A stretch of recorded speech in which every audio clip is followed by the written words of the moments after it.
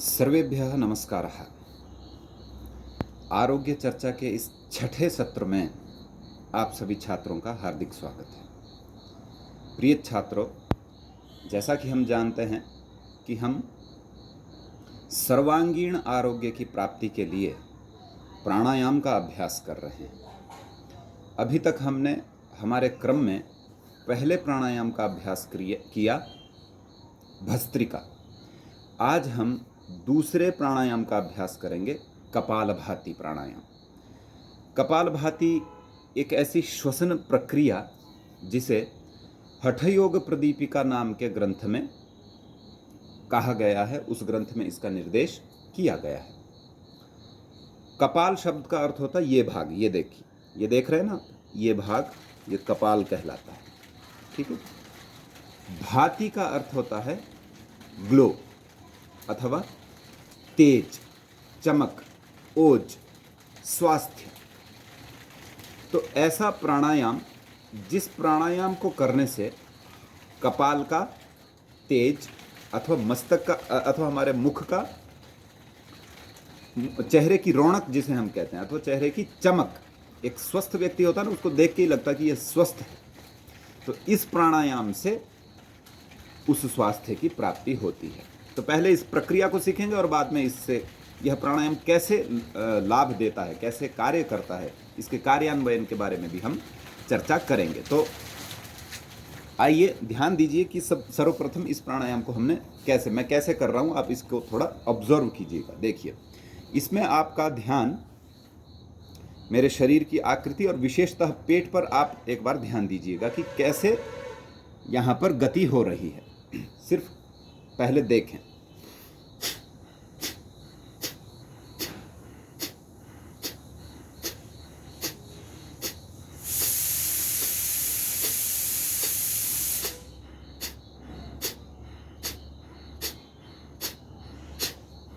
इस तरह मैं कर रहा हूं। तो इसे कैसे कर रहे हैं, इसे थोड़ा समझना है। देखिए, जब हम श्वास को बाहर छोड़ते हैं, झटके से जब छोड़ते हैं, तो क्या होता है, पेट हमारा पीछे की ओर जाता है। जैसे कि ये देखिए,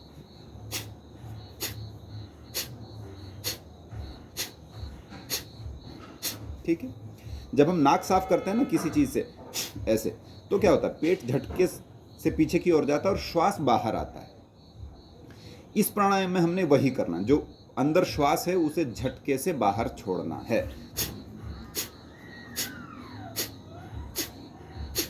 इस तरह, और 1 सेकंड में एक झटका, एक स्टॉप लगाना, जो स्वस्थ व्यक्ति है।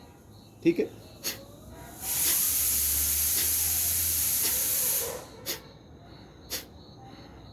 इस तरह। और यदि आपका अभ्यास हो तो आप 1 सेकंड में 2 स्टॉक भी लगा सकते हैं, जैसे, अर्थात इस गति से भी कर सकते हैं। और आरंभ में तो जैसे आज तक जीवन में कभी प्राणायाम किया ही नहीं, तब तो 1 सेकंड में 1 स्टॉक ही लगाना, एक झटका ही लगाना। 1 स्टॉक लगाते लगाते यदि कोई भी शरीर में कॉम्प्लिकेशन महसूस हो, जैसे सिर चकराना अथवा कहीं हृदय के पास कुछ दर्द का होना, पेट में किसी प्रकार की दर्द का आभास होना, तो रुक जाना है। तो बिल्कुल धीरे करना है। फिर आप 3 सेकंड में 1 स्टॉक भी लगा सकते हैं, बिल्कुल धीरे, जैसे,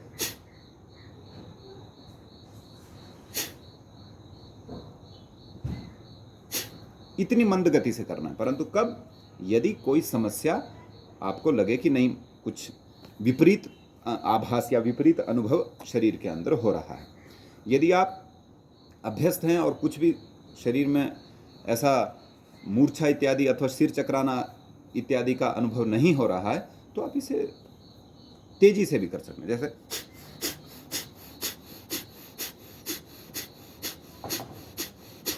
ठीक है। यहां पर ध्यान रखने वाली एक बात और है कि जो हम झटका लगा रहे हैं ना श्वास को बाहर छोड़ने के लिए, ऐसे, उस पर कितना बल प्रयोग करना है, वो विषय एक ध्यान देने वाला। तो उसके लिए एक सही तरीका बताया जाता है।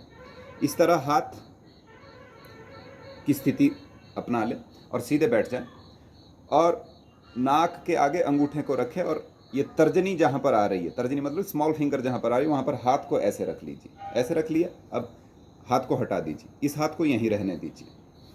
अब श्वास जो हम झटके से छोड़ रहे हैं उसका स्पर्श यहाँ होना चाहिए इस हाथ में, ठीक है ना। अगर जो श्वास छोड़ा जा रहा है उसका स्पर्श यदि हाथ के साथ हो रहा है तो समझ लीजिए कि आप इस प्राणायाम को अच्छे से कर रहे हैं। जितना बल का प्रयोग इस झटके पर करना है श्वास को निकालने के लिए वो समुचित है, उचित है, मतलब जितना चाहिए उतना है, ऐसा। अब इसकी टाइमिंग के बारे में सुने। मिनिमम इस प्राणायाम को पहले दिन सिर्फ आधा मिनट करना है, 30 सेकंड। 30 सेकंड मतलब 30 स्टॉक, 30 झटके। कल इसका आधा मिनट बढ़ा देना, फिर परसों 1 मिनट बढ़ा सकते हैं। ऐसे 1-1 मिनट करके इसका समय बढ़ाना है। और विद्यार्थियों के लिए यह प्राणायाम, इस प्राणायाम का समय आपको कम से कम मिनिमम 5 मिनट तक ले जाना है। मैक्सिमम 10 से 15 मिनट इस प्राणायाम को आप कर सकते हैं, ठीक है। तो देखिए पुनः, अब जैसे मेरा वर्षों का अभ्यास है, अथवा आप भी 1-2 सप्ताह बाद इस गति से करेंगे तो कोई उसमें समस्या नहीं। जैसे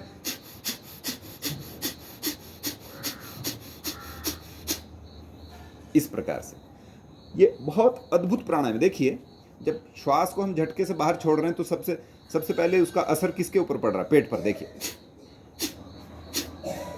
पेट में क्या है? यहाँ 2 किडनियां हैं साइड में, आंतें हैं, है नहीं, और साथ ही बगल में ऊपर को लीवर भी है। तो देखिए जैसा आपको पहले भी कहा था, पेट स्वस्थ है तो पूरा शरीर स्वस्थ है। पेट में यदि गड़बड़ी है तो पूरा शरीर अस्वस्थ रहता है। तो जो स्वस्थ लक्षण आपको बताया था उसमें एक बात यह भी थी कि समय पर शौच होना चाहिए। तो इस प्राणायाम को करने से हमारा पूरा यह जो पाचन तंत्र है, ये जो पेट है, बिल्कुल स्वस्थ रहता है।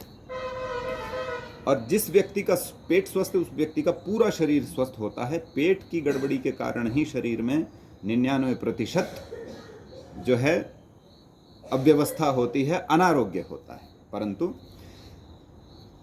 ये प्राणायाम भी तभी कार्य करते हैं जब हमारा आहार ठीक हो। विपरीत आहार खाएंगे, जो आहार शरीर के लिए उचित नहीं है, ऐसे आहार का सेवन करेंगे तो प्राणायाम कार्य नहीं करता। तो इस प्राणायाम का अभ्यास आप प्रतिदिन थोड़ा थोड़ा कीजिए। 1 मिनट से शुरू करके, आधे मिनट से शुरू करके फिर 1-1 मिनट डेली बढ़ाते चले जाएंगे। और मिनिमम विद्यार्थियों को 5 to 10 मिनट इस प्राणायाम को करना ही करना है। देखिए फिर कैसे जो है इस प्राणायाम के लाभ आपको प्राप्त होंगे। भोजन के एकदम बाद प्राणायाम नहीं करना है। कम से जो खाया हुआ भोजन वो पच जाए अच्छे से। तो प्राणायाम भोजन के लगभग 5-6 घंटा बाद ही किया जाता है। इसलिए प्राणायाम को करने का प्रातः काल सबसे उत्तम काल है। उस समय शौच करके पेट खाली रहता है, प्राणायाम कीजिए, उसका पूर्णतः लाभ मिलता है। और महिलाओं को यह प्राणायाम मासिक धर्म के जो 4 दिन होते हैं उन 4 दिनों को छोड़ करके ही इस प्राणायाम का अभ्यास करना है। भस्त्रिका तो कर सकते हैं, जो कल बताया था वो तो कभी भी किया जा सकता, परंतु ये कपालभाति प्राणायाम गर्भवती महिलाओं के लिए भी इसका निषेध है। और ऐसी महिलाएं जो उनके मासिक धर्म के समय से गुजर रही हों उन्हें भी इस प्राणायाम को नहीं करना है। उस समय को छोड़ करके चाहे पुरुष हो चाहे स्त्री हो, कोई भी इस प्राणायाम का निरंतर अभ्यास कर सकता है। पुरुष तो वही है, अगर कोई पुरुष में यदि पेट से संबंधित समस्या जैसे कब्ज है, शौच ही नहीं आ रहा है, तब भी यह प्राणायाम नहीं करना। फिर कोई आयुर्वेद औषध अथवा मेडिसिन से का सहारा लेकर के कब्ज की निवृत्ति करनी है। अथवा किसी का कोई ऑपरेशन हुआ हो, हार्ट ऑपरेशन हो, अथवा पेट का किसी का ऑपरेशन हुआ हो, चाहे पुरुष चाहे स्त्री, तो भी इस प्राणायाम को किसी के निर्देश में ही करना चाहिए। यदि पेट से संबंधित और हृदय से संबंधित कोई बहुत भयंकर कॉम्प्लिकेशन नहीं है तो इस प्राणायाम का धीरे धीरे आप अभ्यास कीजिए। सभी प्राणायामों में, सभी यौगिक विधाओं में यह कपालभाति प्राणायाम राजा की तरह मुख्य है। जो इसका अनुष्ठान करेगा, इसको प्रतिदिन करेगा, निश्चित रूप से जानिए सभी रोग भस्म होंगे और शरीर स्वस्थ तो आत्मविश्वास बना रहता है, और आत्मविश्वास जिसके पास है उसका आरोग्य अखंड रहता है। यह इस प्राणायाम का रहस्य है। तो कपालभाति प्राणायाम दूसरा प्राणायाम है। ऐसे ही हम आपको 5 प्राणायाम और बताएंगे अगले 5 दिनों में। एक प्राणायाम का अभ्यास प्रतिदिन होगा। आप इस प्राणायाम का दैनिक अनुष्ठान आज से ही शुरू करेंगे, ऐसी शुभकामना के साथ सभी का दिन शुभ हो। नमस्ते। अगले आरोग्य चर्चा सत्र में अगले प्राणायाम के साथ पुनः उपस्थित होंगे। नमो नमः।